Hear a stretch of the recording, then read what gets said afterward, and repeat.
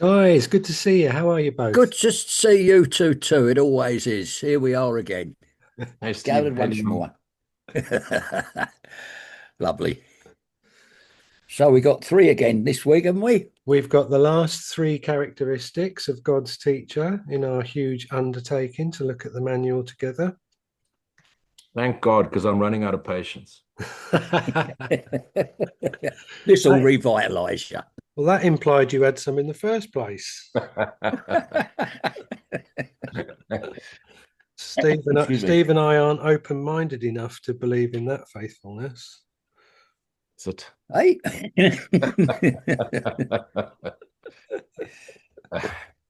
Let's have a look at patience. So, those who are certain of the outcome can afford to wait and wait without anxiety.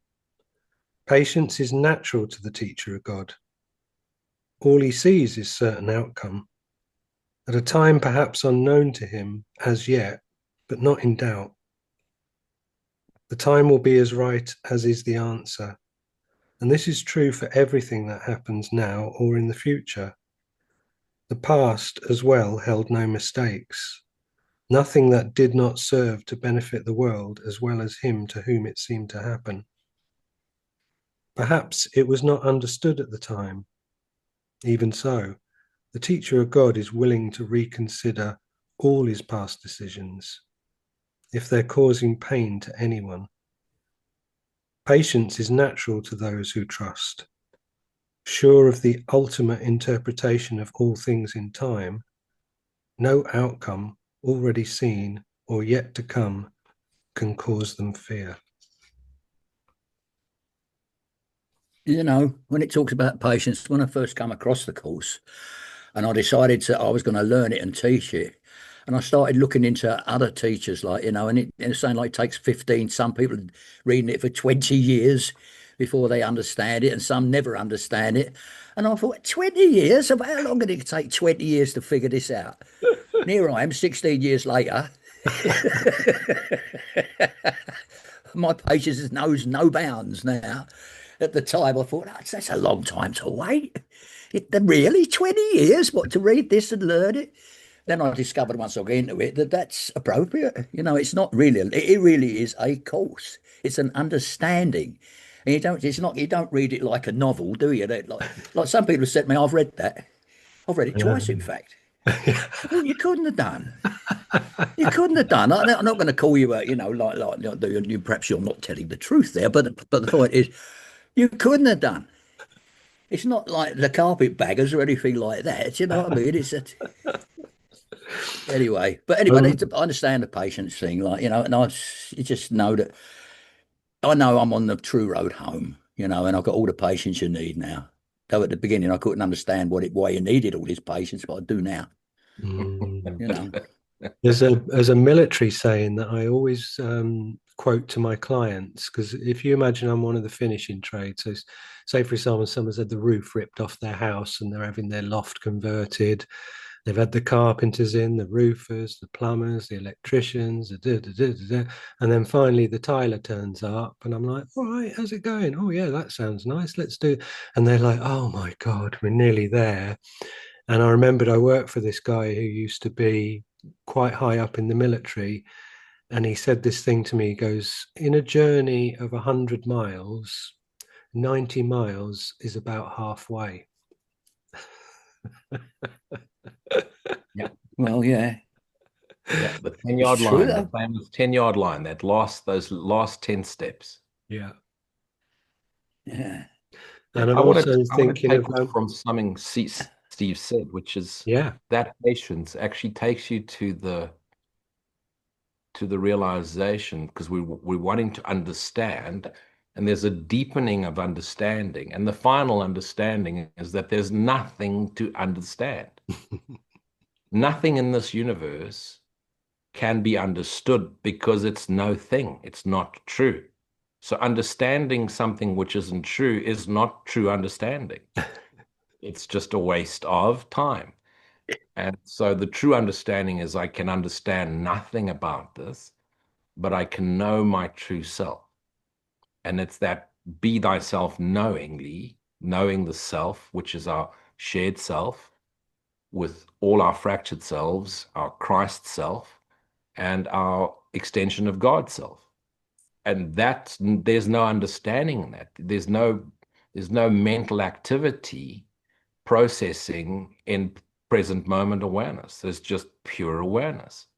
And so it takes us a long time to understand there's nothing to understand. And eternity is eternally patient. So, And aware that there's no thing, yeah, there's nothing. nothing, no thing. There is just an awareness, you know. Yeah, It's just that the awareness behind the mind. Like, and I one reading it was I got it took me a fair way into the course before I actually took in that consciousness is actually of the ego. You know, because like, you know, a lot believe that the consciousness is actually God. Like, you know, the consciousness is like the afterlife, but it's not. It's that we are the awareness behind the mind, you know. absolutely. Yeah, I am Stephen Dean is a body and a mind. I am the supreme being. I'm a supreme being. I am, you know, I am. That's when Nissa Gadata, when I keep referring back to him because I can so relate to the way he teaches, you know. I so well to what he says. He says things as I understand them, you know, he's brilliant. And that awareness behind the mind, if you could, which it's quite easy to understand really why the consciousness isn't needed in awareness because there's nothing to be conscious of. Absolutely. It's just a knowing, an Yeah. awareness of perfect love. That's all it is. And there's Consciousness and is, there's no little I to understand anything. There's the I is transcended, and there's just pure present moment awareness, the yeah, essence of the extension of God, love, peace, joy, ever yeah. Well, extending. I suggest that there's I and somebody else. You know, like I and if you're defining yourself as something. I am. So really, once you get past that, there is not even any I am. It's just, you know, it's just Yeah. no thing. Leon, playing on that military line that you have, we have one in the South African military, which is, as soldiers, it would all be hurry up and then wait. And that relates perfectly to any seeker student searching for enlightenment. This Mm. is, I got to hurry up. I've got to get it. I've got to figure it out. And once that present moment awareness, the holy instant, occurs, happen, whatever. Now what? Now you're aware of being aware. Now you're aware that you are the awareness. Now the script still plays out. Now the vigilance is required. And those who are certain of the outcome can afford to wait and wait without anxiety. Because you'll see the seeker is permanently anxious. I'm missing out on something. I haven't figured it out. There's something more to understand. There's another course to read. There's another seminar to attend. There's another satsang to participate in. There's another retreat to attend. I've got to get more. I've got to listen to another teacher. I've got to listen to another YouTube video. Abide. Present moment awareness. Abide. Rest in God.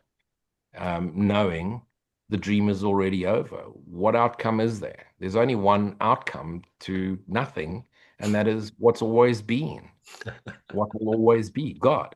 The extension, and we're the extension of God. We're the eternal extension of present moment awareness. What's it? There's no hurry, if there's nothing to achieve, there's always only now. What are we impatient about? What's the anxiety for?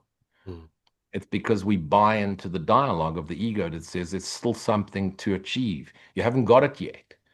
Why didn't you figure it out earlier? Look at the past. Why did you do those silly things? The past was perfect. It brought you to here now. And the future is just more here now. But you have to remain vigilant so that you don't get trapped by the broadcasts of the dreaming mind. It wants to pull you back. It wants to pull you back into time, wants to turn you into a patient that needs to develop patience. Yeah, like we said before, the last step gets you there, but all the hundreds of ones before that were the ones that got you to that last step. They were just as vital, no matter what happened along the way. You know, it's like when you think back about, right, before I got into the course, I used to think about perhaps lost opportunities and all that, and they weren't lost opportunities. They just weren't the road you were supposed to go up. You were supposed to Precisely. be led this way. It's like it's them. It's the route is pre-planned. Well, it's not pre-planned. It's up to you what you do with your free will and the other. But the dream is over, and Mm. what you did in that dream is already over. But for you already in it, you're still doing it. But you've still got to learn to do it. So at the end of it, you realise that it was you that did it. You already did it. I mean, it's you understand that it can be a bit muddled to look thinking of it with an egoic mind. But once you get into the metaphysical, it makes perfect sense. Yeah. You know. Yeah. Well, the past as well held no mistakes, Yeah. nothing that did not serve to benefit the world. In other words, all your fractured selves, as well as to him. And here's the beautiful line, to whom it seemed to happen. Didn't happen. Yeah. Perhaps it was not Yeah. understood at the time because you thought you were in time. The minute you step out of time into presence, the clarity of the knowing of self, that's all there is to know. Self and God is one, indivisible self. Mm. And the Indivisible. thing is, no matter what happened in the past, didn't really happen now because you can't remember. You can't. Once it's like it says in the book, like the past is like swimming across an. Can you wheel yourself across an ocean to the other side? You can't. You cannot reach the past. There's no. I mean, like, was I born? I mean, my ego thinks it was born, but really, as myself, as my true identity in God, I wasn't born. And if Yeah. I keep thinking, I mean, I don't even remember being born anyway. As we said the other week, like, if you remember any past lives? I can't even remember being born, let alone any past lives. You know. So as soon as it Uh, passes into memory, the memory starts to get moulded round into what you think it was anyway. Like, it's like when you watch an old film, you see a certain part in a film and you remember it as such, and you see the film 30 years later and it isn't how you imagine, it isn't how you remembered it. They don't quite say what you thought you said, or they don't look the same. It's so really your whole memory, how your brain twisted it about, was wrong anyway. yeah. So your whole past isn't true in the sense as earthly truth. There's no earthly truth here. It's like everybody's got their own truths, haven't they? I used to have this thing like, so I'm like two people are walking along and they come across the street, come across blokes standing on a soapbox talking about political stuff. And they'll stop and listen and say, well, I don't like that. And the other one say, well, I thought it was really good. So what's true for one isn't true for the other. And that's two truths in between two people just watching someone standing on a soapbox. It's we all have our own truths, but there's no real truth here. Yeah. You see, everything here isn't. It's like in a dream, there's nothing true in a dream, no matter what it appears to be, is there? That's why I love that sentence. The closest we get to truth is listening to the silent stillness, the echoes of eternity. Yeah. And also silence.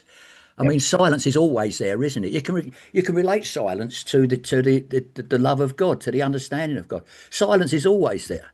Behind the noise is always silence. You can't get behind silence. Silence is silence is silence. Once it's silent, in space it's silent. It has no beginning, it has no end. Silence is forever, as is God. And that is a good comparison because you can understand the nature of silence. Once you can wrap your head around the nature of silence, you're wrapping your head around the nature of God.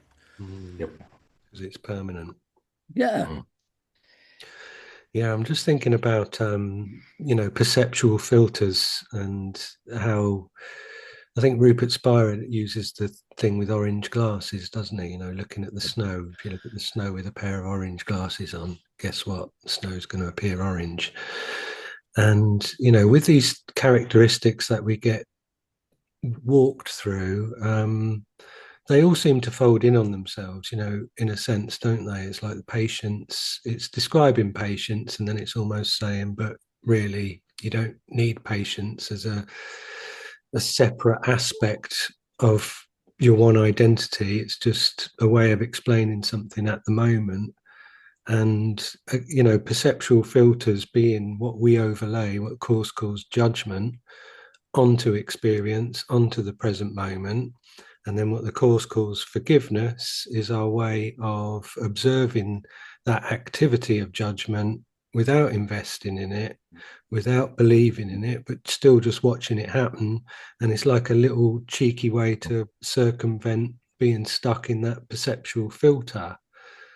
And because thoughts arise, like we've said many times, and you're not trying to stamp out thoughts and think, God, the purpose of my atonement is to stop thinking and blah blah blah. It's like, no, the thoughts are going to arise all the time, and it's about whether you identify with them. But Hmm. because of the ego mind, and because it knows our triggers, if you like, the ego mind uses fears that are effectively potentially going to work on you. Hmm. So if you have a thought about something that seems completely inconsequential, a thought arises in your mind about, I don't know, a bit of footage you saw on the TV a week or so ago, and it goes past really gently like a cloud that's there, but it's not that interesting. And then another thought comes up when you hear a noise outside, and it reminds you of that time that you saw someone fall over and smash their face on the ground. All of that doesn't go past all gently. That's got some more quote unquote solidity. And what makes it seem more solid and go slower is the fact that we turn and look at that thought, we identify with it, we Hmm. give it the charge of our attention, which ramps it up and makes it more present in our mind. And then we lean into it and it has an effect on us. And then we have to come away from it. And then there might be a shadow of it, and that's no different to this thought that just went by about something on the telly, but we gave it that extra strength, quote unquote, for it to have Yeah, more of an impact and change Yeah. the peacefulness of that silence that we had at our fundamental level of existence, correct. which seemed to be disturbed. Which is really nothing I see means anything. And Yes. I've given everything I see the meaning it has for me. Absolutely. Yeah.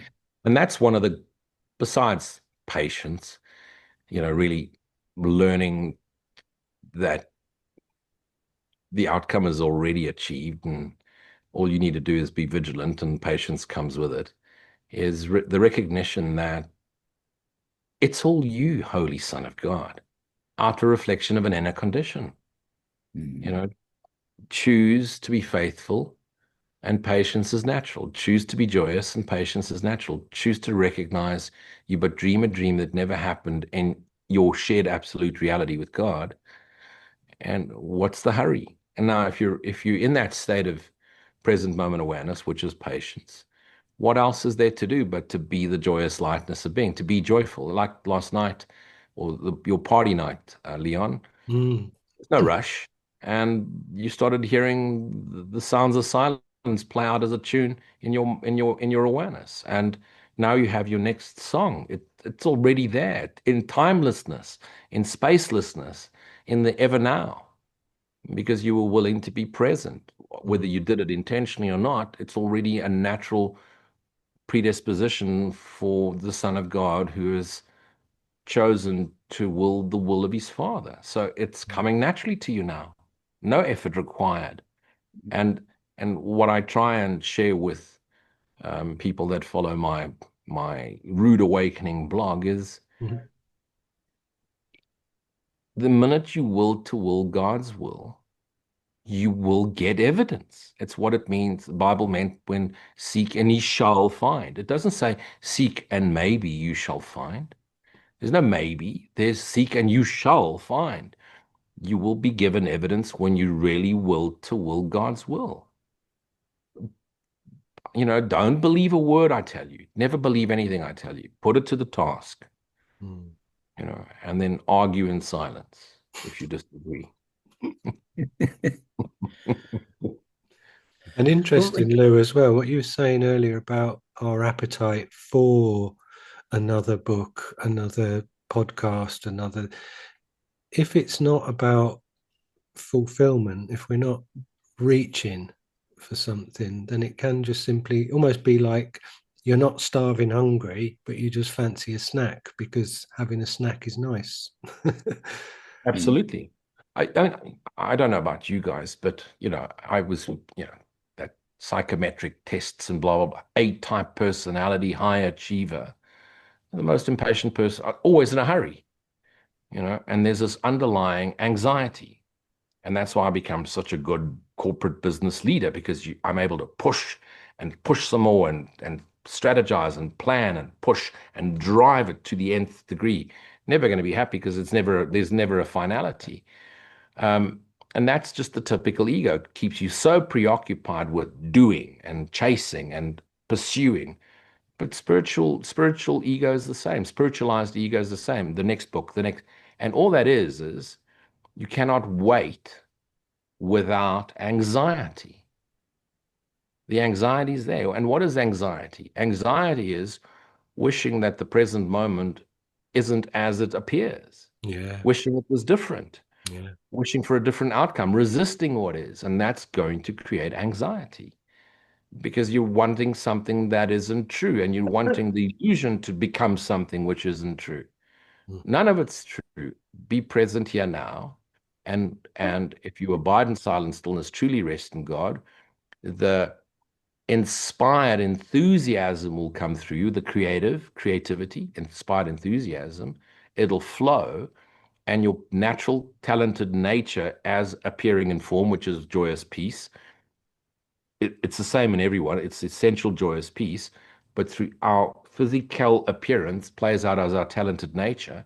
When you abide in that silent stillness, it plays out, and for you it will be music, and for Steve it'll be, the way he teaches and humor, and for Lou it'll be strategy. Mm. Business strategy, creative strategy, build another business. It doesn't matter how it plays out. The truth is when you abide, when you rest, knowing there's nothing to chase, nothing to do, nothing to seek, rest as awareness, rest in God, rest in peace, and the joyous, passionate enthusiasm, creativity flows through you and it wants to pour itself out and share itself with all its fractured selves because it knows it's sharing itself with itself, one indivisible self. And how many students, seekers, 20 years later, Steve was saying earlier, they haven't got it. And Mm. it's because I didn't get it here, so let me read the next book and then the next book, and then I'll come back to the course. And if you just stuck to the course or Nisargadatta's work or Ramana's work or Jesus's teachings, just stick to one path and let it direct you inwards, you'll find the answer for yourself through your own direct experience. There's nothing more out there. They're all hoping that there's something more. There's a missing one tiny little trick. Maybe the next talk, I'll get it. There's nothing to get. Mm. Be here now. Be patient. Be here now. Mm. Which all the stuff I've learned is entirely from the Course of Miracles. When it says this is the only book you need, I took that kind of literally. It's only recently, like when Nisargadatta come along, and I sort of looked through it and found what he's actually doing is affirming all the ways that I've taught it.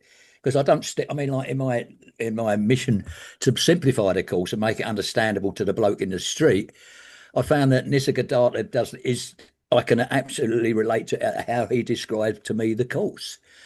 And Mm. I just enjoy reading it because, yes, yes. I'm not sort of reading through it, learning from him. I'm reading through it going, yeah, that's it. That's it. That's it. That's what I say. Yeah, I agree with you. Yeah, that's it. It's wonderful. And he's such lucid way of explaining stuff. Like I like it. I mean, I'm getting some good examples from my videos. It's all Yeah. important to me. If you're going to teach it, you've got to put it across in a way that people can understand. I think the whole idea the course is written the way it is in that complex way is for you to sort of unravel it till you finally realise it's just saying you're dreaming, mate. Yeah. You know, When I it's was but if speaking to I was speaking to you Keith, having having a bit of lunch with Keith Kavanagh in excuse me in London a little while ago, we were talking about. In fact, I was telling him what we were doing and how we were going through the manual and the idea to cross-reference with Nisargadatta just so that people could get a taster for the universal truth of non-dual Hmm, teachings. And something Keith said, which is stuck with me, which is absolutely brilliant, is like, is the course the only way? No, of course not. Is it the simplest way? No, of course not. But is it the most beautiful? Yes, it bloody well is. certainly that.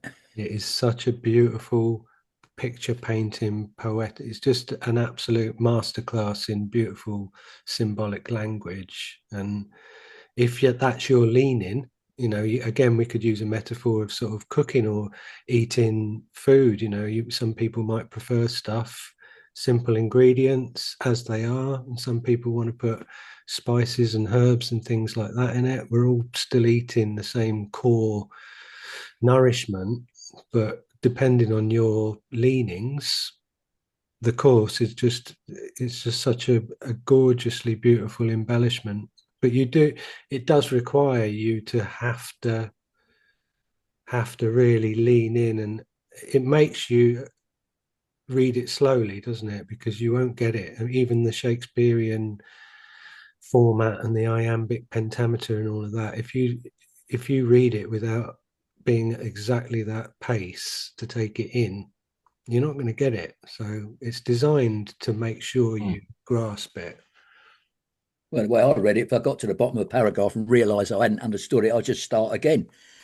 And I read it. I read the entire book like that because I couldn't see the point of sort of skipping anything, And then you go to read it again. You keep finding my book is full up with highlighting. It's like a book of highlight.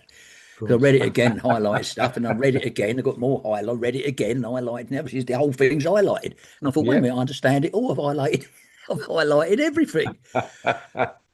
Yep, get on that one. Yeah. And then you go back and read the bits that aren't highlighted and go, wow. Yeah, read them. I thought, wait, I'll get that now. Yeah, absolutely incredible. Let's have a look at it. Does your book look something like that, Steve? Oh, yes, it's the twin. It's a twin. Hang on. Let's see if I could get it. I mean, here's my one. Look, this is it. The whole thing is highlighted, It's absolutely. Here's my book. Look.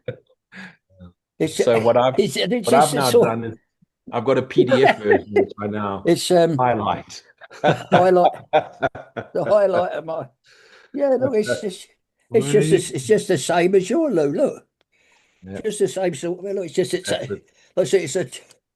You missed the spot, Steve. You missed the spot. I'll have to go over that later. What magic awaits? What magic awaits? Yeah, the beauty is it just, like it'll say later on the next passage. I don't want to be jumping it, but we really just unlearning, and these are just reminders of what's not true. It's the netty, not this, not that, not this, not that. Completely just flipping us 180 degrees and just completely reversing the thinking of the world. And if there's only one thing to learn, the Son of God is still in the kingdom. This never really happened. And in order to remember the essence, the essential nature of what you are, simply forgive yourself for dreaming something that never happened till you get to the point of realizing there was nothing to forgive. I'm just awakening from something that, I had a little afternoon snooze in God, and it seemed to take 16 billion years.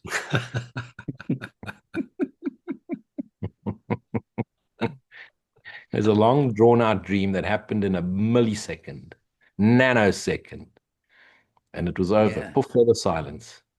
Well, that revelation I had in Australia, I said last time I spoke about it, it lasted an hour. But thinking back, I just thought it lasted an hour because I didn't really have any concept of time.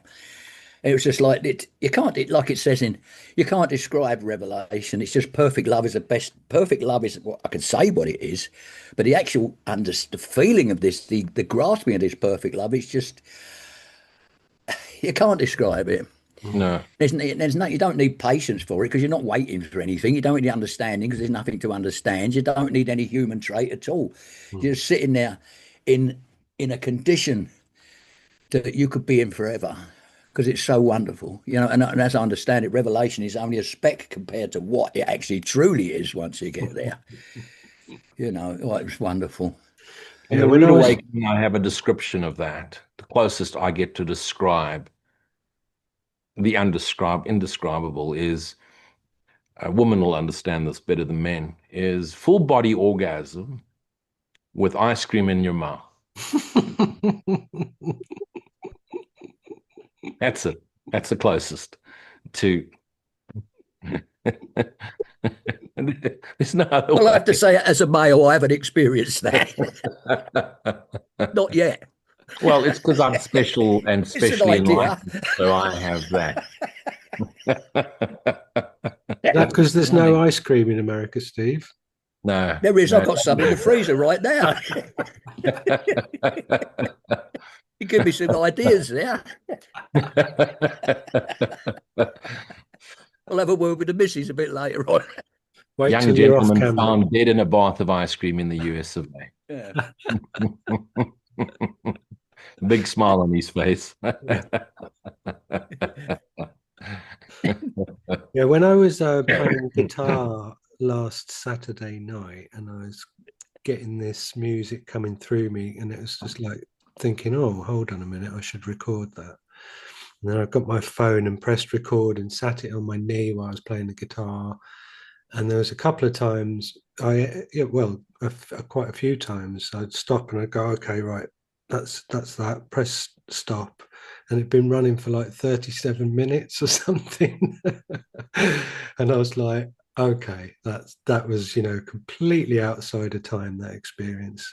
And I had this sense of like being in complete physical isolation, but performing to the whole of creation. It's like the whole of creation was um was there with ears listening, and that was the intention of what the expression was for the whole of creation.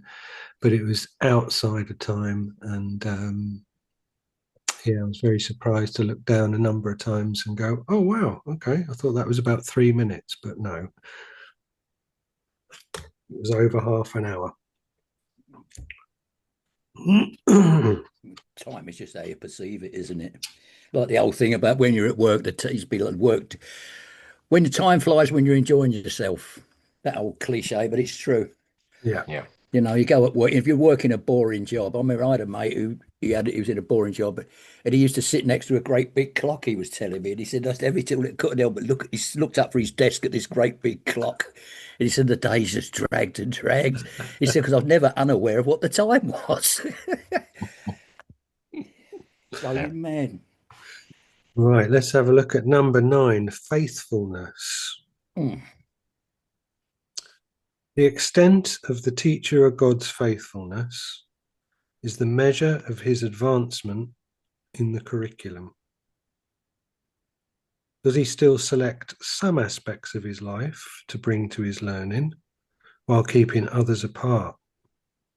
If so, his advancement is limited and his trust not yet firmly established. Faithfulness is the teacher of God's trust in the word of God to set all things right. Not some, but all. Generally, his faithfulness begins by resting on just some problems, remaining carefully limited for a time. To give up all problems to one answer is to reverse the thinking of the world entirely, and that alone is faithfulness. Nothing but that really deserves the name. Yet each degree, however small, is worth achieving. Readiness, as the text notes, is not mastery. Truth faithfulness, however, does not deviate. Being consistent, it is wholly honest. Being unswerving, it is full of trust. Being based on fearlessness, it is gentle. Being certain, it is joyous. And being confident, it is tolerant. Faithfulness, then, combines in itself the other attributes of God's teachers. It implies acceptance of the Word of God and his definition of his Son. It is to them that faithfulness, in the true sense, is always directed. Toward them it looks, seeking until it finds. And having found, it rests in quiet certainty on that alone, to which all faithfulness is due. Gorgeous. Just beautiful. Just It absolutely. really is. It's just. I was trying to say something about that is Well, I'm going to jump in because there's something pertinent there for me. I mean, I do agree with both of you. It is just Wow. The best way we can honor that is to just shut our bearded faces, but I am going to defy God's will by talking about his sacred book. Because I can relate to the way that it's talking about how you would select some aspects of your life to bring this learning and keeping others apart, and how that's a measurement of where your trust's at, and how that's not an issue really, because you start with the small experience of that, and then probably, surreptitiously or in a very Mhm. gentle way, that's extended. So, like we've said many times, this has to there can't be coercion. That's why even we know the word surrender isn't in the course, because it's so susceptible to be interpreted as something that you don't want to have, Undesirable. Yeah. undesirable. So there's absolutely no coercion whatsoever. um, and you just have it very, very gently being shown that what you once valued is now valueless, and what you thought was valueless is actually valuable. And they had to give up, the reverse the thinking of the world entirely. Mm. There's only one answer. And I was speaking to a couple of friends the other night, and one of them was saying, this is the constant deal with our existence. She goes, I'm blocking God's love, I'm not blocking God's love, I'm blocking God's love, I'm not blocking God. And then that's just the loop. And I just thought, well, that Yeah. was brilliant. I can relate as well something to that line that you've picked there. Does he still select some aspects of his life to bring to his learning while keeping others apart?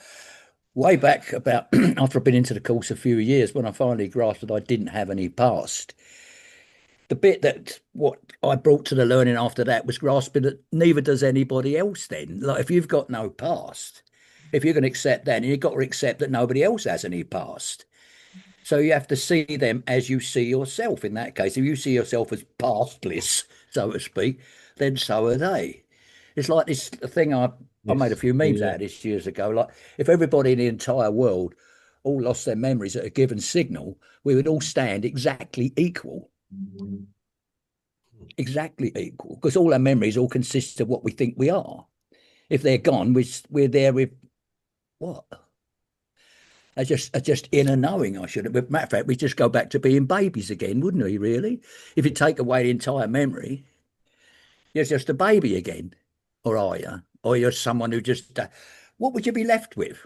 I remember reading about an experiment where they were talking about if you got a man and sat him in a room for 20 years, just fed him, but he was just nothing in this room, just fed him, kept him alive. At the end of 20 years, would he have become a man or would he be still a baby? I mean, it's a daft experiment because you could never do something like that, you know what I mean? But if you take away, I mean, a baby, when a baby's born, is totally innocent, as Mm. far as we know. I mean, I don't remember being a baby, but I don't remember. What I can remember about childhood is it being very inquisitive about everything. Everything was new. I remember that newness of childhood, where everything is kind of like, it's like everything's fresh, Mm. you know. But then even then I'm moving through life to remove your memory completely. And if everybody had their memories removed, we would be as we are, as long as it was Yeah. permanent. Yeah. But I mean, I don't think there's a single seeker, course student, whatever, that hasn't at some stage realized you can't apply it to certain parts of your life and keep others apart. I Mm. tried that, I try to keep my spiritual life apart from my business life, for example. Mm, It didn't last because it's going to permeate through your awareness as your newfound awareness, and you're not going to be able to keep the two separate. In actual fact, what you once valued, desired, one pursued will be meaningless. It's going to permeate through all of it. So you can't keep the two apart. You can't find meaning in business or meaning in spirituality, but there won't be some in business. It's all outer reflections of an inner condition. And the sooner you surrender to allowing it to encapsulate your entire beings, the sooner the transcendence occurs and the present moment awareness extends here on forward forever as the eternal now. And it's a wonderful lesson to learn. And one of the things I used to do, and open and honest about this, is, I didn't need to have faith in God when it came to business. I could sort it out. I have the ability, I'm a strategist, blah, blah, blah, qualifications, corporate experience, 25 years of turning businesses around. I don't need God for this. I need God to help me with my thoughts and with my personal life and with my Right. transcending my anger and learning to trust my brothers who are one with me. Business is easy. God, I don't need you here. Right. Well, guess what? Surprise, surprise, eventually we leave the corporate world. We now start our own business. And a year ago, I had to move into full faith because I put every single penny I have into this business. Everything has been given unto service. And a year ago, I had no idea how I was going to pay salaries the next month. Mm. And guess what? Whether you go into it gently into the night, or kicking and screaming, you've willed to will, and people want God to help them with learning faithfulness. Well, He's going to throw you in the deepest end you can imagine, crocodiles and all, and say, "Well, you wanted to learn to walk on water. Yes, you now have no choice. Now you learn to, because you've been thinking, because of your sense of false autonomy, egoic false autonomy, that you don't need me in all aspects of your life. There's nowhere where I'm not. Mm. There's nowhere you can be apart from me. So your faithfulness in me, your fullness in me, Mm. is based on faith, which is knowing. There's no hope here. There's no belief. It's the knowing. And the knowing that you are my holy son. You are the extension of source energy, forever extending. And what a beautiful direct experience lesson, which once that evidence has been given, the rest of your life becomes truly abiding in faith, abiding in resting in peace, abiding as awareness, resting in God is pure faithfulness. Mm. That's it. That's beautiful. I really, That's lovely, mate. That yeah, is. beautiful. And I tell you what I like about that is that just like dovetails perfectly to what Steve was just saying. Because when Steve was talking about the process of physical evolution from being a baby, um, and I was thinking about the quantum field and the oneness of creation and how we are basically through experience and through tutelage, we are walked through a process of distinction, identifying with distinctions. When you start to realize the person coming and going with the bottle is perhaps, your mum or your dad, and then your toys, and then this, and then the garden. You're learning to see separation in a unified field, and you're learning those distinctions and how to then apply names to those distinctions. And then there's this evolutionary phase that they call object permanence, which is where they realize that, I've spoken about this before. If, like, you're playing with a child and you've got a cuddly toy, and then you take it out of their field of vision, at one age, that cuddly toy no longer exists at all anymore. And then as your cognitive capacity develops with age, the child then knows that that toy is now simply just behind the cushion, and it wants to look behind the cushion for the toy.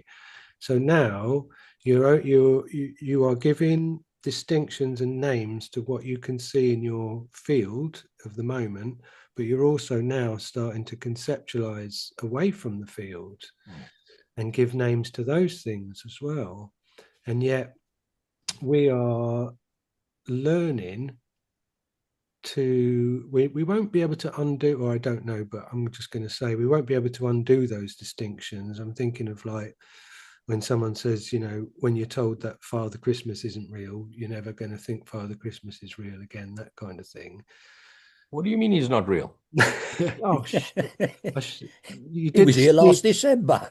Yeah. Steve did say to me to press mute to mute Lewis's. Yeah, sorry about that. If I No, I mentioned didn't. Santa, if I mentioned Santa, mute Lewis so he can't hear.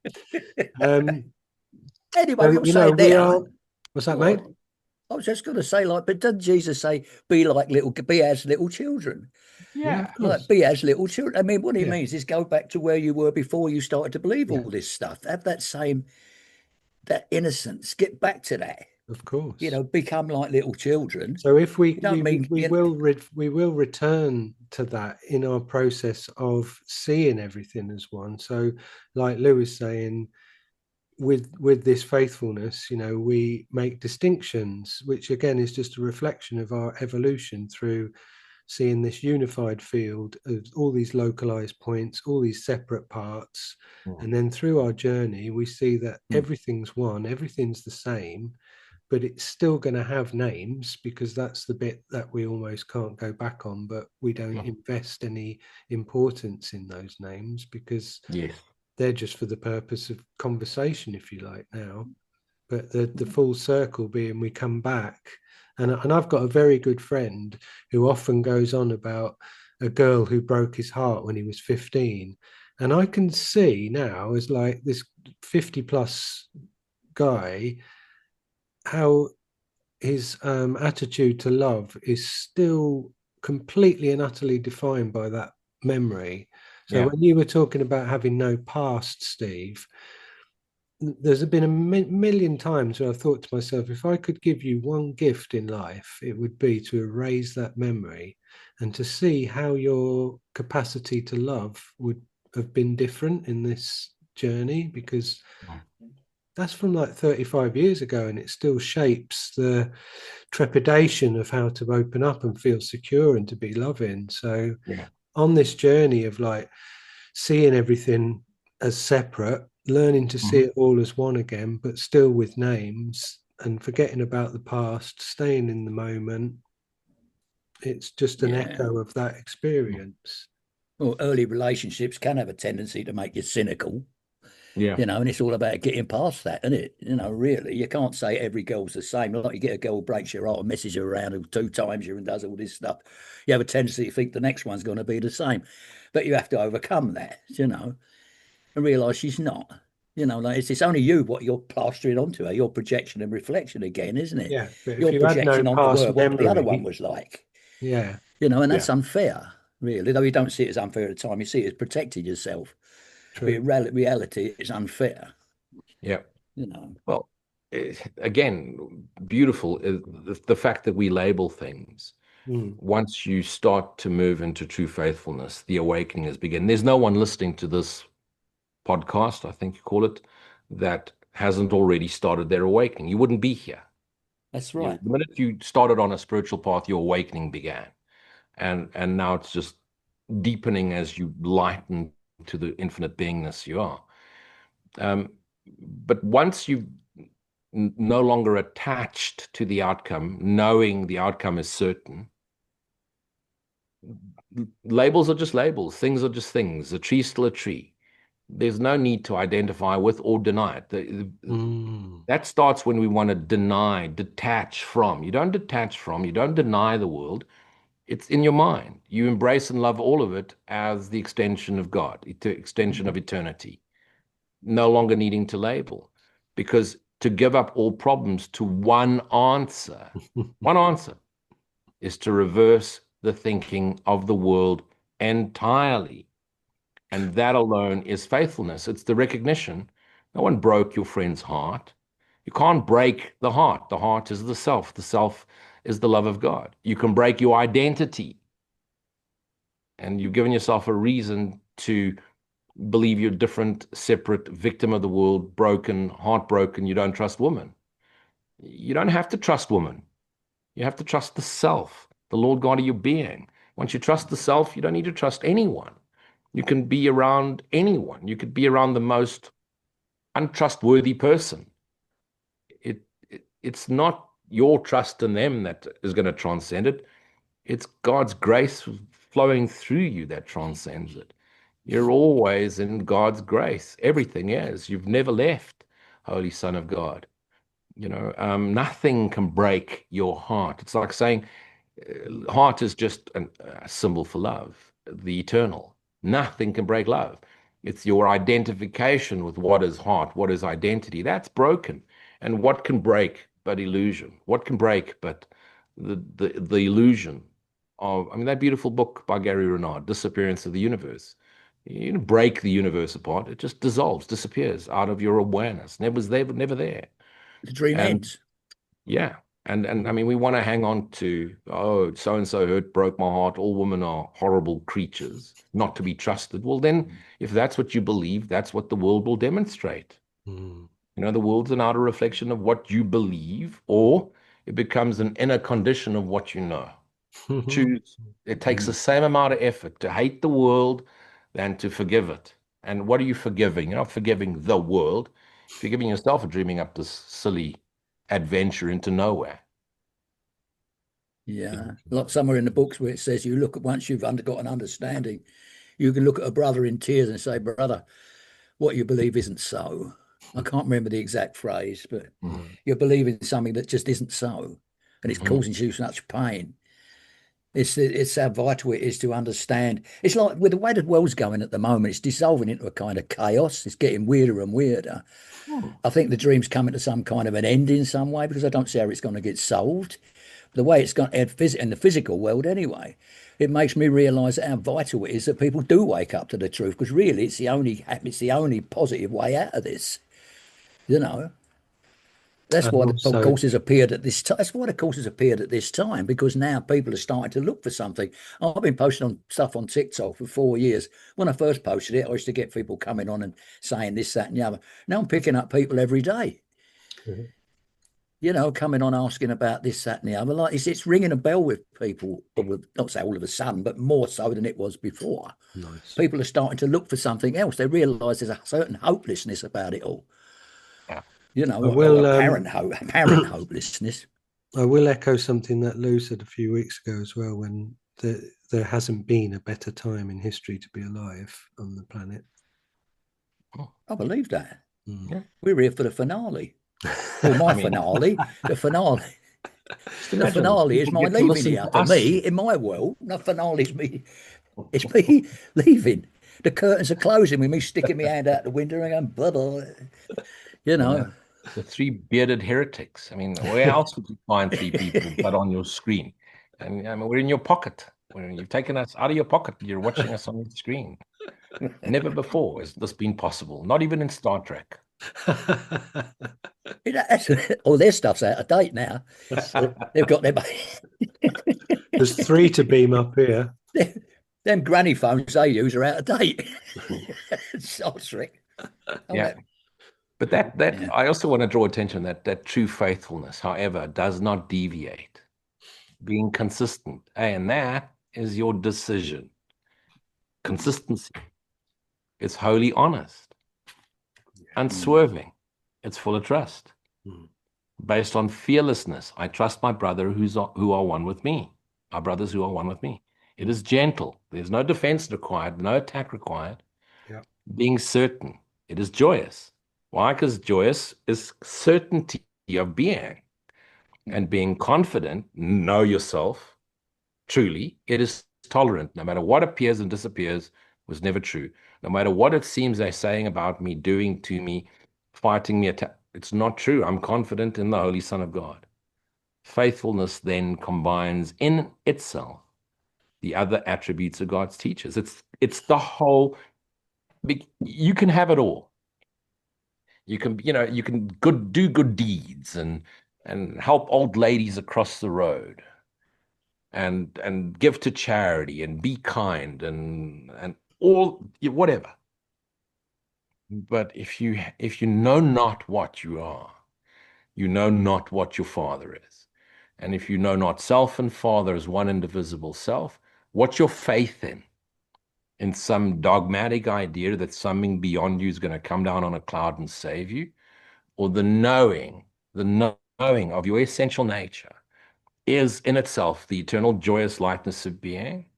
And that is direct experience, true evidence. And in that knowing is your fullness. Now you can add the word faith, but your fullness is already there. There's your faith fullness. I always accentuate the word, the second part of the word, fullness, faith, fullness. I'm full of the Lord God of my being. It permeates through all of me and it wants to share. Even though I keep saying to myself, I'm never going to teaching them, I'm never going to do another YouTube video. I've done with this. I've given them everything I have. I keep repeating myself. What am I doing this about? It just wants to share itself fully. Here I am. It's an understanding that everybody is actually like in my world, for example, everybody is me. I mean, I think like everybody, we are all one. So everybody's, they're only me in the sense that I project and reflect onto people what I think they are. And whatever object, my Yes. understanding of it, I reflect it all around me. And it's like it's a picture I carry around of me, of the Yes. world as I see it. That's my world. When I go, that world goes with it. In fact, I brought this world with me when I came here. Yeah.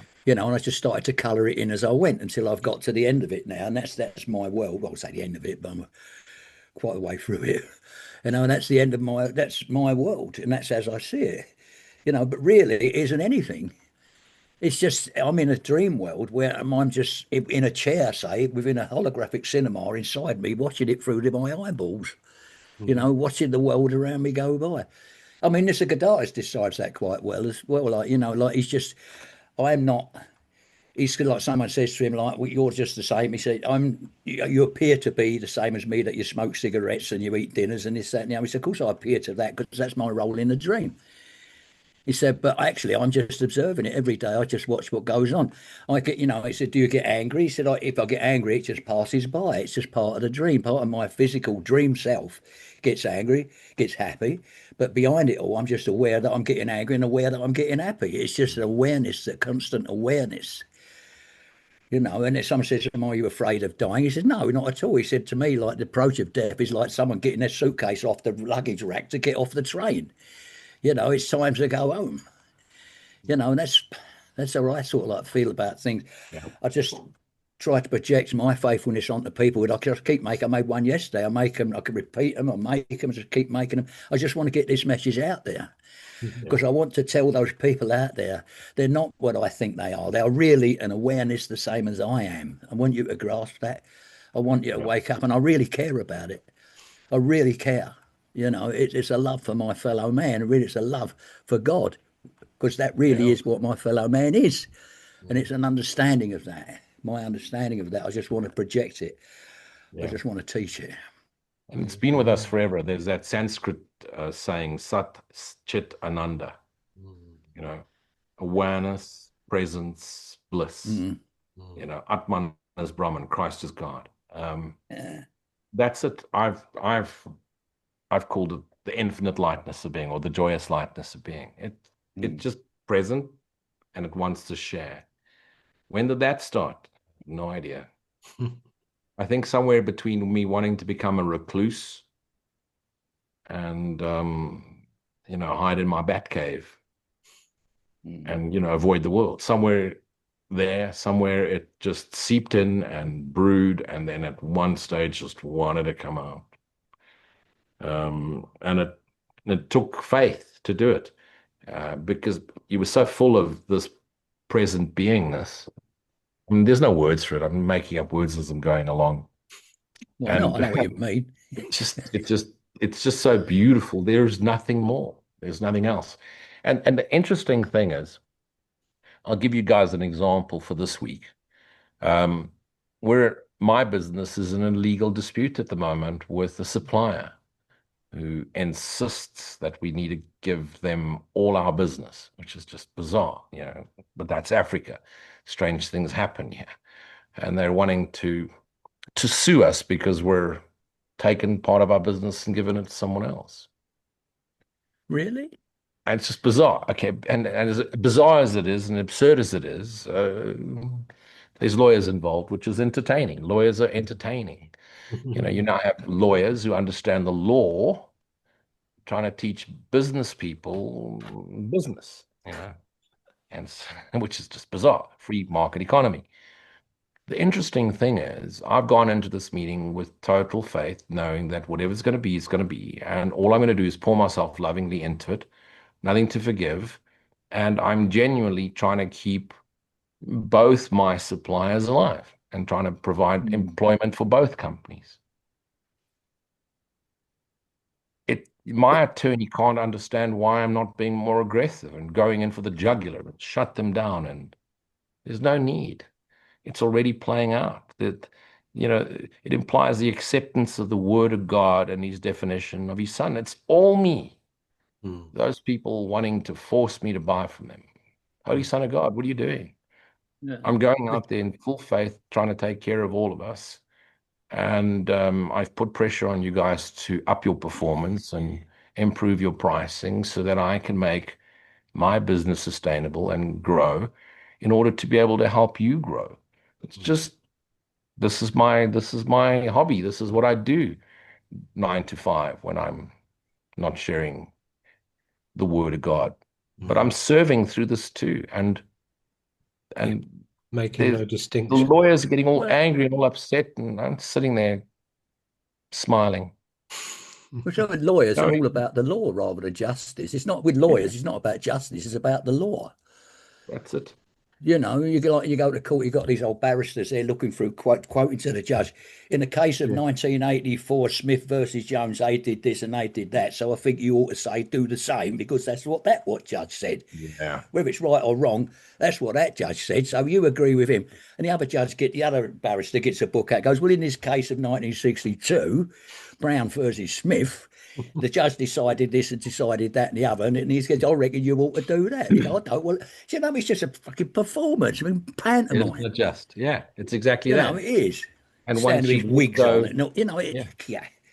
once you've let go of It's, all attachment to the outcome, to the play of the world, it can't upset you. I think 20 years ago, I would have been bashing heads. Now I just smile and but you've realize mellowed. this never happened. This is not true. This is just fractures of myself that haven't realized self yet. And it's not for this fracture to show those fractures. It's just to be it knowingly and offer it knowingly. And those that have ears of the heart to listen will hear, and those that don't will resist and fight it. But it's already over, so it matters not. Mm. It rests in quiet certainty within you. It just rests as this knowing, no matter what is appearing out there. What are you getting upset about? Yeah. You know, But every funny enough, country thinks they have the worst go on. problems ever. Every country thinks they have the worst president. Any country in the world that really likes their president? No one does. For as many people as like him, just as many dislike him. Do you know anyone that thinks there's the perfect political party, or there's no such thing, or the perfect spiritual doctrine? For as many people as love the Course in Miracles, there's just as many critics. For as many people as love Advaita Vedanta, or Christianity or Hinduism or what, there's just as many critics. It's Mm. just Yeah. knowing no matter what appears, disappears, was never true. But what is true is that which in which it all appears, the awareness of awareness. What's there not to be faithful? There'll always be, because in a world of opposites, there's always going to be a negative side to a positive side. No matter, there's always people who say the Course of Miracles, they just don't agree with it or they can't see the point of it. There's always going to be those. Like in politics is the worst. Like, here in America, it's tribal. You've got your Democrats and your Republicans, and they're tribal about it. They actually come to blows and argue and fight. And that, no, it really is a tribal thing. Whereas in the UK, in my experience, everybody hates them all, and that's the end of the matter. You know what I mean? In the UK, they don't vote people in because they want them in. They vote in because they want the bloke out and get somebody else in there. For God's sake, and get sort out this mess. And he Mm. goes in and makes a mess, and it's just ongoing. It has been for Yeah. seems like forever. Yeah. Yeah. No, Well, you've only got two tribes in the US of A. Yeah, we've got officially 12 tribes Oh, with blimey. 12 different languages, official languages and South Africa. Well, there's more than 23 official languages spoken, yeah. but we have 12 official, well, 11 plus Portuguese, so 12 official languages. I added the 12th one because I'm Portuguese, so I insist. You showed your patience by I showed my patience and my just sitting faithfulness. and waiting. Mm. Yeah, it Of goes to course, I'm so demonstrate open-minded. it demonstrates the Pardon? importance of oneness. So, well, I was saying like this tribal here, like Republicans and Democrats, and they're not both of them believe two different things about their country, but underneath they're all one. If they understand the truth, they realise that all that is just of no importance really at all. It's just an earthly thing. That's where we're all heading to eventually. Even in the courses, eventually everybody will wake up. It's got to take a long time, Mm. as it says, but it will get there in the end. I mean, it's like when you wake up in the morning, you don't snap awake, do you? No, that's it. I'm ready to go. You just gradually wake up and this, that, and the other. And it's the same in a dream of this size. It's going to take some time. With each molecule or person awaking, and the more they wake up until the balance tips, and then Yep. everyone's awake. Yep. And then no clouds will remain to hide the face of Christ. Yep. That's it, yeah. So, open-mindedness. Hmm. The centrality of open-mindedness, perhaps the last of the attributes the teacher of God acquires, is easily understood when its relation to forgiveness is recognized. Open-mindedness comes with lack of judgment, as judgment shuts the mind against God's teacher. So open-mindedness invites him to come in. As condemnation judges the Son of God as evil, so open-mindedness permits him to be judged by the voice for God on his behalf. As the projection of guilt upon him would send him to hell, so open-mindedness lets Christ's image be extended to him. Only the open-minded can be at peace, for they alone see reason for it. How do the open-minded forgive? They've let go all things that would prevent forgiveness. They have in truth abandoned the world and let it be restored to them in newness and in joy so glorious that they could never have conceived of such a change. Nothing is now as it was formerly. Nothing but sparkles now, which seemed so dull and lifeless before. And above all are things welcoming, for threat is gone. No cloud remains to hide the face of Christ. Now is the goal achieved. Forgiveness is the final goal of the curriculum. It paves the way for what goes far beyond all learning. The curriculum makes no effort to exceed its legitimate goal. Forgiveness is its single aim, at which all learning ultimately converges. It is indeed enough. You may have noticed that the list of attributes of God's teachers does not include things that are the Son of God's inheritance. Terms like love, sinlessness, perfection, knowledge, and eternal truth do not appear in this context. They would be most inappropriate here. What God has given is so far beyond our curriculum that learning but disappears in its presence. Yet while its presence is obscured, the focus properly belongs on the curriculum. It's the function of God's teachers to bring true learning to the world. Properly speaking, it is unlearning that they bring. For that is true learning in the world. It's given to the teachers of God to bring the glad tidings of complete forgiveness to the world. Blessed indeed are they, for they are the bringers of salvation. Blessed be. Stunning. As we yeah, isn't it? As we said earlier, like it's not learning the course, it's unlearning the world, isn't it? Yeah. It's a course of unlearning. Mm. I heard a lot of echoes of many things we've said in the last 7 or 8 episodes in that there, and Mm. stuff that, I've spoken to both of you about individually on the other podcasts, and thinking of Lou saying he could never have conceived of his life being the way it is now.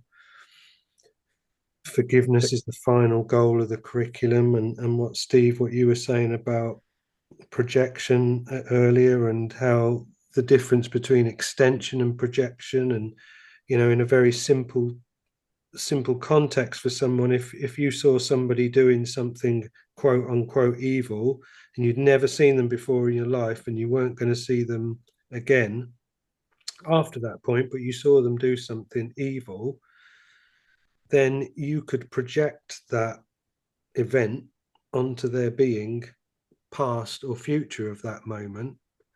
And in doing so, you're going to blind the image of Christ, the extension of Christ. And it's a great example of how projection works, because that person might have done something then, and then the next day they might have helped 100 old ladies across the road and given all their money to the poor and fed starving people. But if you project that one little snapshot of what you think onto them, and then hold it in front of them like a cardboard cutout for all the other moments they pass through, all you're really doing is obscuring what's there. So no clouds can remain to hide the face of Christ. Well, talking about projection and reflection, the woman who introduced me to the course was a very strong, no nonsense woman at all. You couldn't pull the wool over her eyes about anything. Do you know what I mean? She was a great teacher in a way. I mean, she was very strong. She kicked my ego up and down the street. Do you know what I mean? And she was like, she was like rough sandpaper on me, like on my ego. She took rough sandpaper and sanded me down like this until I realised that my ego wasn't what I thought it was. Then we parted company. I went to live on a farm where the landlady there was somewhat unreasonable about all sorts of things. She wasn't as bad as the other one, but she was sort of midway. She was like a kind of medium sandpaper who took a bit more sort of rounding. And then finally, I ended up with my wife, who's very lovely, and she was the smooth sandpaper that sort of shaped me into what I am now. But really, what it was my projections onto them. And as I progressed, they got sort of like more and more sweet and kind and lovely until I ended up with someone sweet and kind as my wife. And not to saying the one at the beginning didn't have her moments, but I I couldn't have married her, put it that way. Although I loved her, I still do love her. I haven't seen her for years, but I owe her a great deal. She's the one who turned me onto the course all that years ago. I don't think there's a hard enough grade of sandpaper for me. No. I'm glad you said it. We're all thinking it. There's always an angle grinder.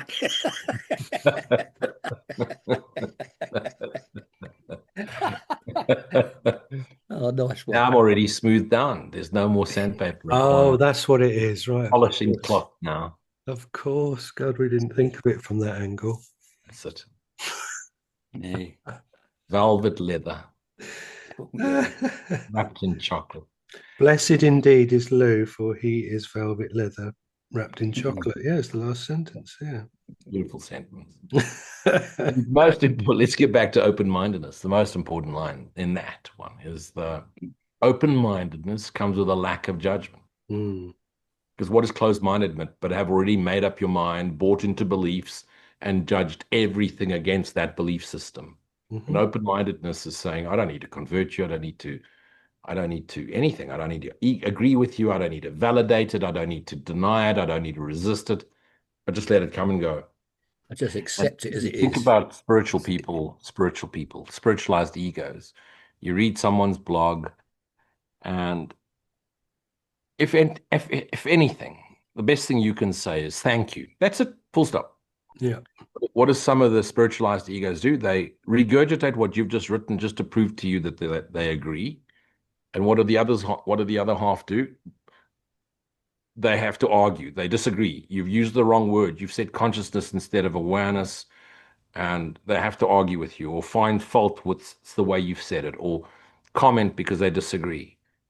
If you truly know self, you're not judging self. And if you're not judging self, you're not judging selves, fractured selves, me and many me's, many me's. If there's no judgment of anything else, then I'm fully open-minded to what appears and disappears, part of the script. No point in resisting it, no point in fighting it. Okay, so what's the purpose now? Do I become all nihilist now and avoid it all and hide in a cave and and this isn't real and nothing means anything, so I just wait to die. No. Now, the passionate being, the passion of the Christ, your Christ mind pours through this apparent vessel and pours itself back into its dream of separation to demonstrate the unity of Christ-mindedness we all are. And you become an example for those who want to see and remember self, because you're not there to teach anyone or fix anyone or change anyone.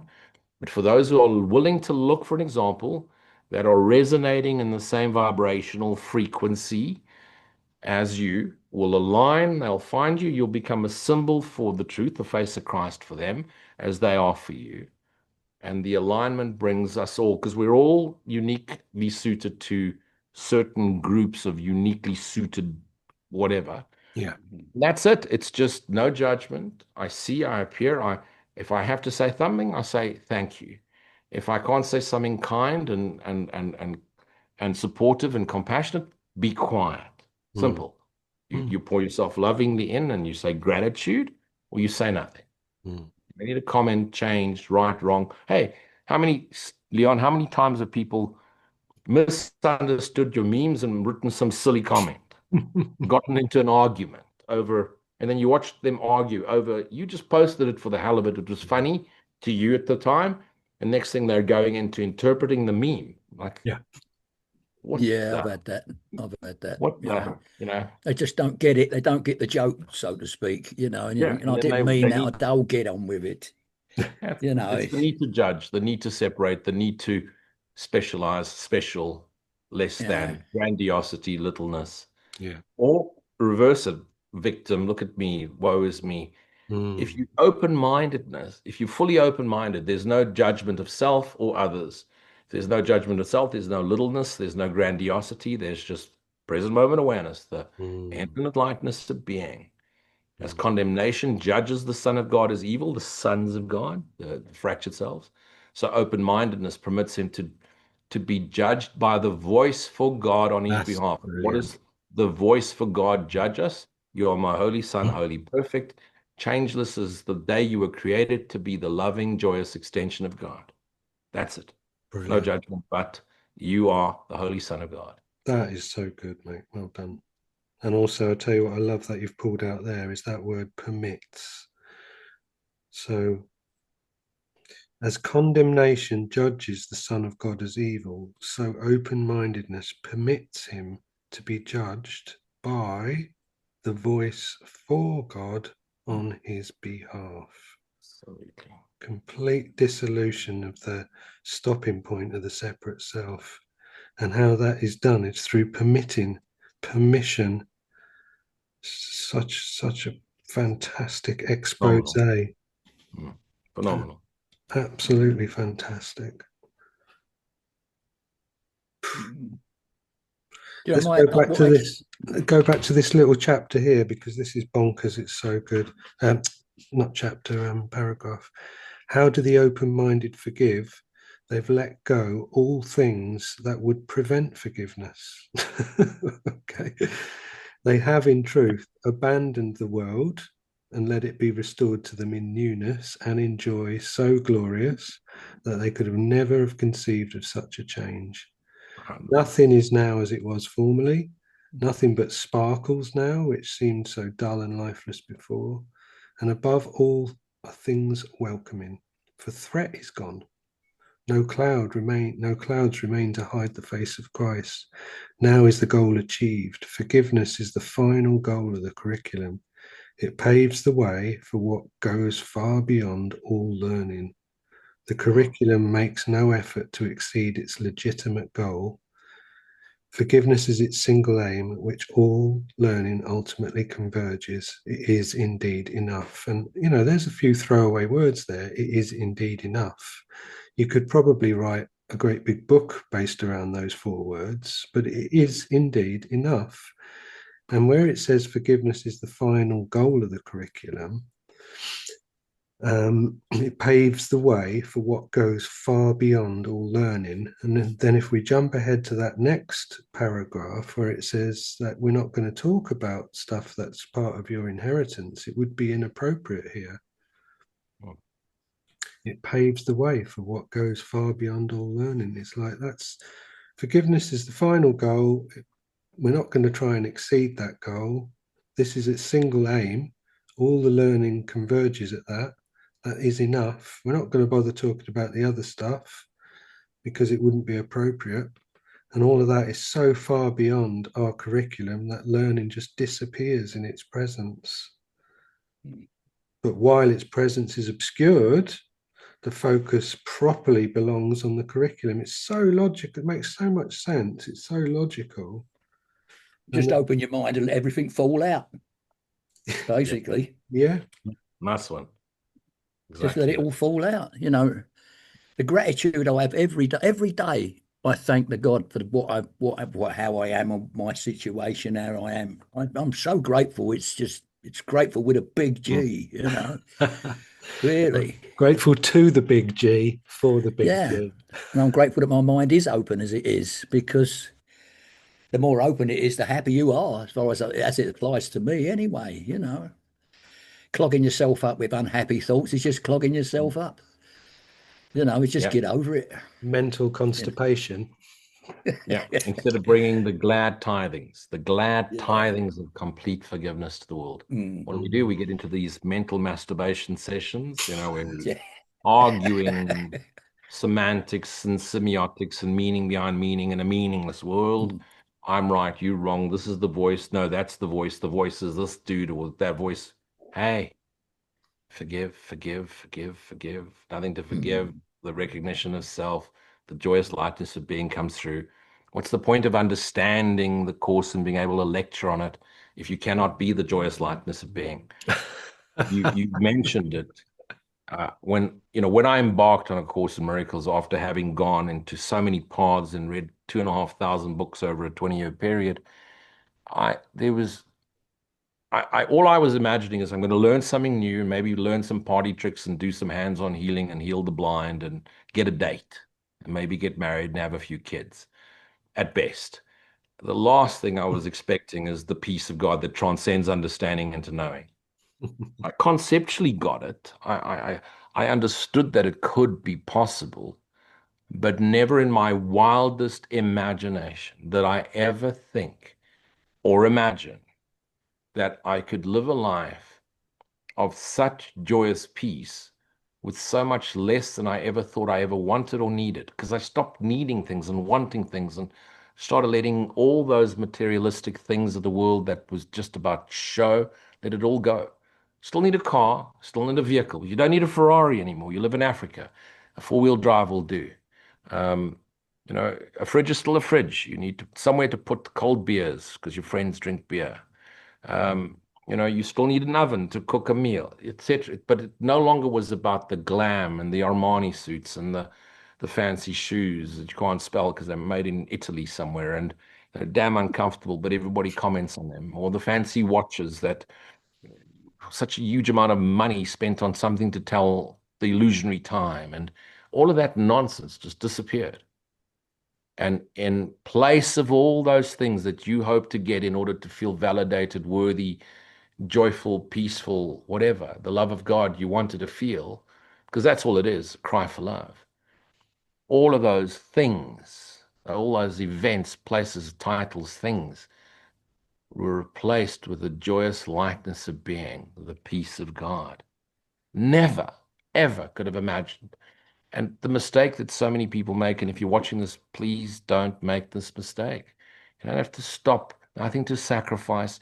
You don't become all spiritual and speak in spiritual tones, start sounding all soft and gentle, smile all the time. Hey, not all of us are designed to smile all the time. If I look like I'm smiling, people hide their children. It's just be yourself as you are. The persona is the persona.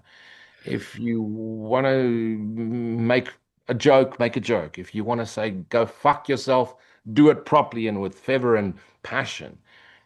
Don't try and change what you are being changed from the inside out. You will become gentle. You will become gentler. The aggression will go because you now trust your brothers who are one with you. You don't have to put it down. You don't have to hide all your guns and now become a vegan and librarian and never eat. It'll happen naturally. Don't force it. Don't chase it. Be patient. Stay in faithfulness, and the peace of God will transcend. Because all you need to do is will to will. You're not doing anything. His grace does everything. You're just willing to let it happen. Willing, open-mindedness, open-minded to let it be shown and to be demonstrated. You will be given proof. You will be given proof. I speak from experience. Don't believe a word I say. Try it But out for yourself. you're speaking from the heart though, and that's what matters. Yeah, but you got to try it out yourself. These are just words. None of us are trying to convert anyone. We're not trying to sell a course. We're not trying to No, sell a No seminar. words. we're I mean, just there is a, in. there is a retreat in South Africa. I've told you guys about it. Well, 2067. Yeah. words are just symbols of symbols, aren't they? They're once removed. We look at it as a symbol, giving it a symbolic name, and it's a symbol of Yeah. a symbol.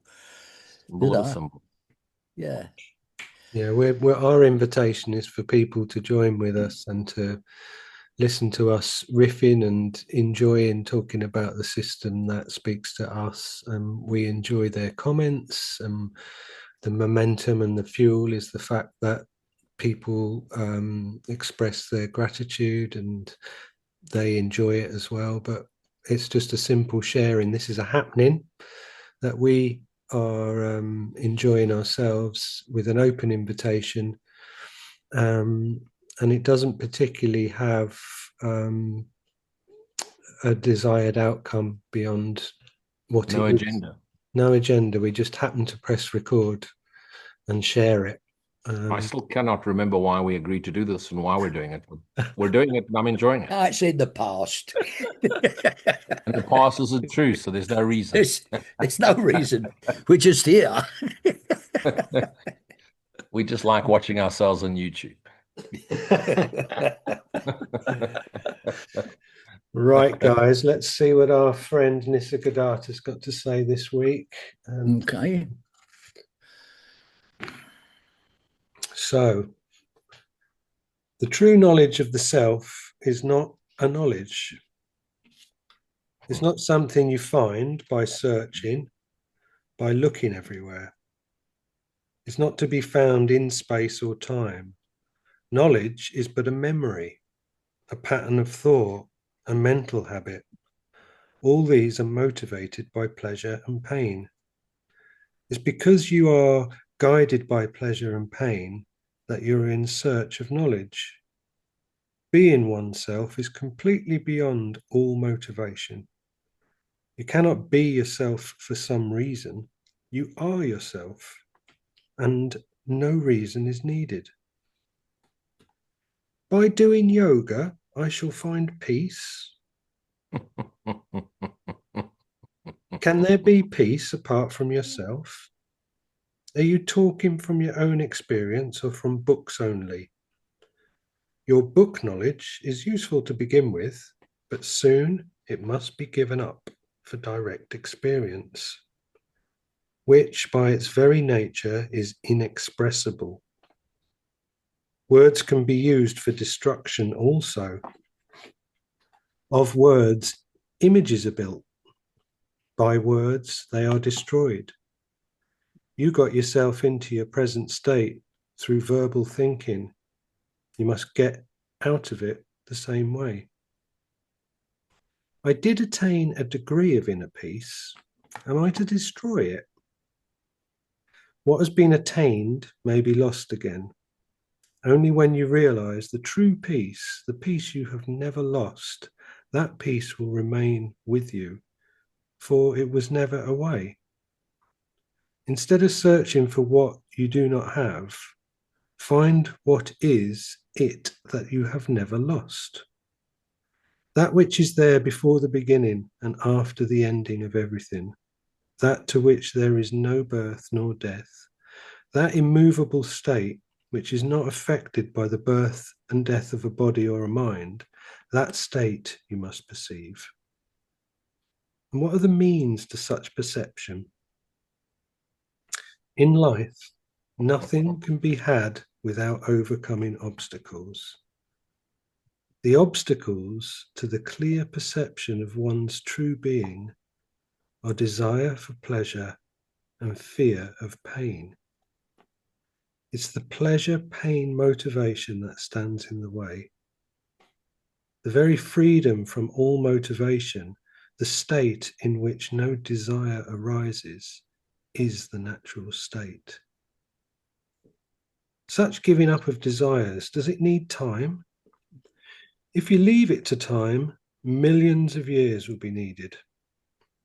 Giving up desire after desire is a lengthy process, with the end never in sight.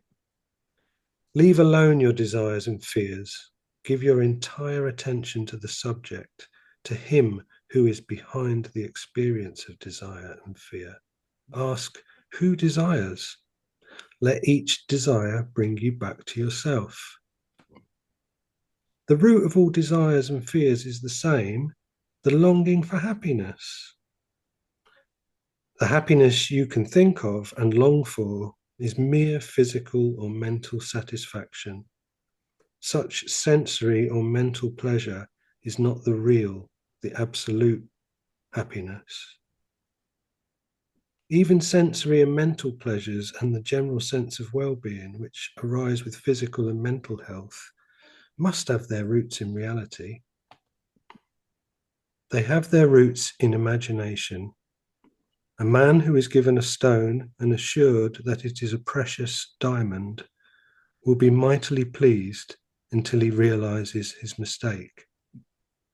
In the same way, pleasure lose their tang and pains their barb when the self is known. Both are seen as they are, conditioned responses, mere reactions, plain attractions and repulsions based on memories or preconceptions. Usually, pleasure and pain are experienced when expected. It's all a matter of acquired habits and convictions. Well, pleasure may be imaginary, but pain is real. Pain and pleasure go always together. Freedom from one means freedom from both. If you do not care for pleasure, you'll not be afraid of pain. But there is happiness which is neither, which is completely beyond.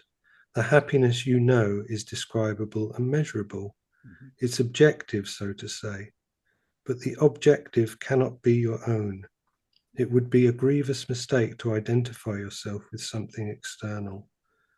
Thus, churning up of levels leads nowhere. Reality is beyond the subjective and objective, beyond all levels, beyond every distinction. Most definitely, it is not their origin, source, or root. These come from ignorance of reality, not from reality itself, which is indescribable, beyond being, and not being.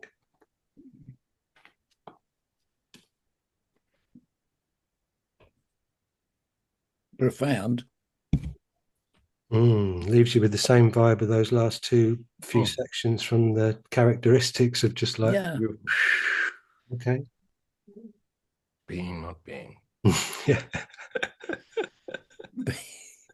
This is the beauty of the Which truth. go back to what I said earlier about my revelation in Australia and the ones I had before. It's just when it happens, it's nothing to describe.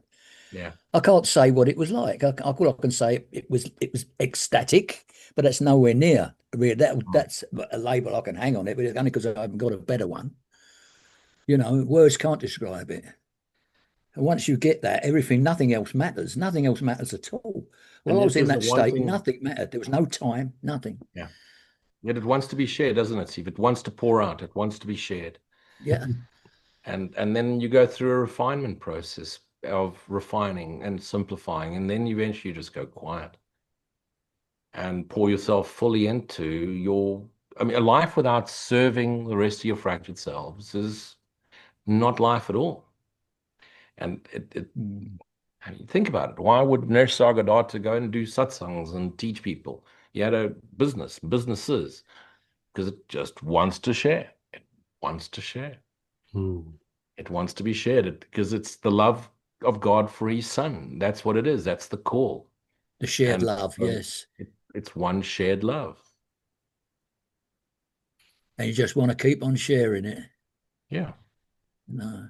When I had the experience at the weekend of this new music, there was a couple of lines that come through inspired by something I'd read. And yeah, what I'd read was everything wants to be known. And Mm. it just hit me so hard. It was so pure. And I was just like, oh my God, how brilliant is that? Everything wants to be known. You know, God wants to be known. As thoughts within the mind of God, we want to be known. And then I added like everything wants to be seen. It's like as another aspect of the same principle. Everything wants to be known. Everything wants to be seen. And just how like that creates a closed circuit of just like, well, there you go. That's the drill. That's why we want to share. That's why we want to serve. That's why we enjoy talking and bouncing ideas off one another and being inspired by the different perspectives that we offer each other, is because we have that inherent desire, if you can call it that, to want to be known, because God wants to be known, truth wants to be known, love wants to be known, because it wants to extend, and extension happens through knowledge and the knowledge of being. And you could even go a step deeper, not to contradict you, but to That's take it fine. to even lighter. Mm-hmm. And the wanting to be known, there's not even at a lighter stage, there's not even a wanting to be, there's just the knowing of it. Yeah. And the wanting to be known is from our not knowing perspective, Yeah. from our separation perspective. Once that separation perspective is dropped, the wanting to be known is just the knowing. It's all pervading. It's all perpetually all pervading. It's never not there. And Which then you realize brings this in simple choice I've always had to see anew. I just chose to look at something else, to my illusions instead. lovely. And that ties in with Nisargadatta as well, where he talks about the seer, the seeing, and the seen, doesn't he? Steve Yeah. brought this up quite a few times. It's like the seer doesn't exist, the seen doesn't exist. It's just the seeing. And interestingly, maybe the lyrics that I got from that inspiration was like, "You only want to be known, you only want to be seen." And there's no stop Yeah. point to that in my own interpretation of that. There's no arrested position. It's just a constant flow state of just like Beautiful. Yeah. Yeah. In the nighttime dreams are a good example of that. Like you got the seer, the seeing, and the seen. mm, If you think of a dream at night, it isn't actually there. The seers, the dreams, are not there. The seen are not there. The only thing's there is you seeing. brilliant. And it's the same here. There's just you seeing. And once you grasp that, I mean, it's just a dream. If you can place yourself somehow within, like, how you imagine a person to be within your dreaming mind, if you can grasp what the situation is for them and put it on yourself, Mm, you get an idea of what actually we're supposed to be aiming at. Well, are aiming at, not supposed to be. That's why the nighttime dream is such a great analogy, mm. because it's more or less what we're doing I've being often here. often thought how what a great communication tool that Hmm. is, and how different our lives would be if we never had sleep and never had dreams, because it's an incredibly powerful form of like a metaphor, like you say, isn't Sure. it? Yeah. How else would we have recognized what the teaching meant when Jesus said, "As above, so below"? No, precisely. So. But on that happy note, I have to rise above the battlefield. I have a plane to catch. Beautiful. Okay. Places to I, So go, I'm going people to to say meet. goodbye and see you all soon. Thank you for sharing, my brothers. I Thank really you for appreciate it. coming, my friend. It's yeah, great to see you. pleasure. Travel safe. See you, mate. Namaste.